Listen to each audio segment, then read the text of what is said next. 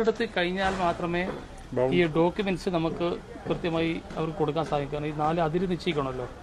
അപ്പം ബാക്കി എല്ലാ കാര്യങ്ങളും ശരിയാക്കി വെച്ചിട്ടുണ്ടാവും. പക്ഷേ അതിര് നിർണ്ണയിക്കൽ നറുക്കെടുപ്പിന് ശേഷം മാത്രമേ ഫയൽ തീരുമാനം. അത് നമ്മൾ എടുക്കുന്നത് ഈ ഗുണഭോക്താക്കളെല്ലാം വിളിച്ചു ചേർന്നിട്ട് കൽപ്പറ്റ ഒന്നല്ലെങ്കിൽ ചന്ദ്രഗിരിയോ ഏതെങ്കിലും ഓഡിറ്റോറിയോ ഇതിലെല്ലാവരും വിളിച്ചിട്ട് പിന്നെ അവര് തന്നെയാണ് അവരുടെ നമ്പർ എടുക്കുക. എടുക്കുന്ന നമ്പർ ഓക്കെ.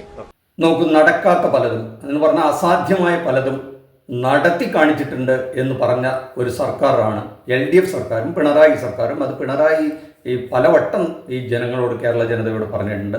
നമുക്കൊക്കെ അറിയുന്നത് പോലെ ചൂരൽമല മുണ്ടക്കൈ ആ ദുരന്തബാധിതർക്കായിട്ടുള്ള ആ ടൗൺഷിപ്പിൻ്റെ ആദ്യത്തെ ഒരു 178 വീടുകളെല്ലാം റെഡിയായി അതിൻ്റെ താക്കോൽ ദാനത്തെ പറ്റിയാണ് ഇപ്പോൾ മന്ത്രി കേളു ഇപ്പോൾ നമ്മളോട് സംസാരിച്ചത്. അത് കേട്ടപ്പോൾ നമുക്ക് എന്താ തോന്നി? വളരെ സന്തോഷം തോന്നി. ഇത് പലതും നടക്കില്ല, കേന്ദ്ര ഗവൺമെൻറ് സഹായിച്ചില്ലെങ്കിൽ ഇത് നടക്കാൻ പോകില്ല എന്ന് മാത്രമല്ല, ഇതിൻ്റെ അവകാശവാദങ്ങളൊക്കെ ആയിട്ട് കോൺഗ്രസും ലീഗും അല്ലെങ്കിൽ മറ്റു പലരുമൊക്കെ വന്നെങ്കിലും സർക്കാർ അതൊന്നും മൈൻഡ് ചെയ്യാതെ അവരുടെ പ്രവർത്തനങ്ങളുമായിട്ട് മുന്നോട്ട് പോയി.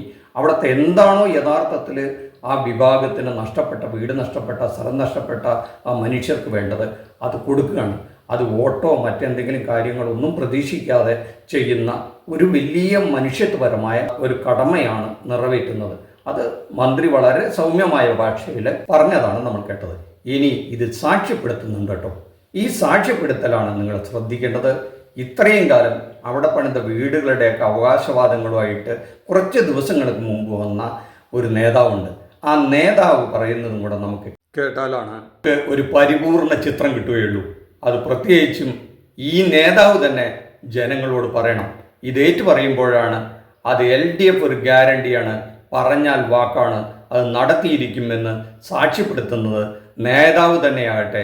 അതും കൂടെ നമുക്കൊന്ന് കേട്ടു നോക്കാം. ഇന്നിപ്പോൾ സർവകക്ഷി യോഗം ഒറ്റക്കെട്ടായി 178 വീടുകളുടെ ഫസ്റ്റ് ഫേസ് 1-ലുള്ളതായിരിക്കുന്ന വീടുകൾ നറുക്കെടുക്കാനുള്ളതായിരിക്കുന്ന എല്ലാ കാര്യങ്ങളും ചർച്ച ചെയ്ത് മന്ത്രിയുടെ നേതൃത്വത്തിൽ ചർച്ച ചെയ്ത് ഒറ്റക്കെട്ടായി തീരുമാനമെടുത്തു.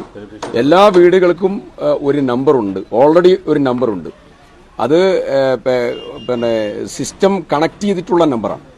ആ നമ്പർ വെച്ചുകൊണ്ടുള്ള ലോട്ടെടുക്കാനുള്ള നടപടികൾ ഇന്ന് സർവകക്ഷി യോഗം ബഹുമാനപ്പെട്ട മന്ത്രിയുടെ സാന്നിധ്യത്തിൽ ജില്ലാ പഞ്ചായത്ത് പ്രസിഡന്റും വൈസ് പ്രസിഡന്റും ഗ്രാമപഞ്ചായത്ത് പ്രസിഡന്റ്, ജനപ്രതിനിധികൾ, സർവകക്ഷികൾ എല്ലാവരും ഉണ്ടായിരുന്നു.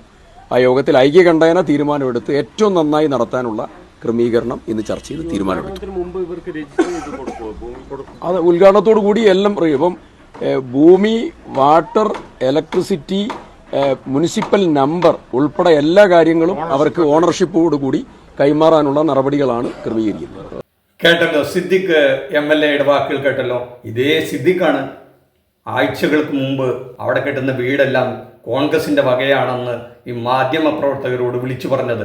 ഒരു സൂപ്പർവിഷനൊക്കെ പോയിട്ടുണ്ടായിരുന്നല്ലോ അവിടെ ഈ വീടിൻ്റെ പണിയൊക്കെ നോക്കാനായിട്ട്.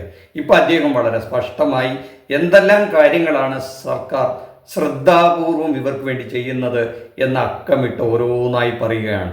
വീട്ടു നമ്പർ, ഇലക്ട്രിസിറ്റി, വാട്ടർ കണക്ഷൻ, അങ്ങനെ എല്ലാ തുടങ്ങിയ കാര്യങ്ങളും ഒക്കെ ഗ്യാരണ്ടി ചെയ്ത് സർക്കാർ ഓരോന്ന് ശ്രദ്ധ കൊടുത്ത് വളരെ ഭംഗിപൂർവ്വം ഈ LDF സർക്കാർ ഈ കാര്യങ്ങൾ ചെയ്യുന്നു എന്ന് ഉറപ്പാക്കിയിട്ടുണ്ട് നമ്മുടെ ഈ MLA. അപ്പോൾ ആ കാര്യത്തിൽ LDF പറഞ്ഞാൽ അത് ഉറപ്പാണെന്ന് ഒരു പ്രതിപക്ഷ MLA, ഒരു കോൺഗ്രസ് MLA പറഞ്ഞാൽ ഇതിൽ പരം ഇനി LDF സർക്കാരിന് ഒരു സർട്ടിഫിക്കറ്റ് മറ്റാര് കൊടുക്കേണ്ടതാണ്?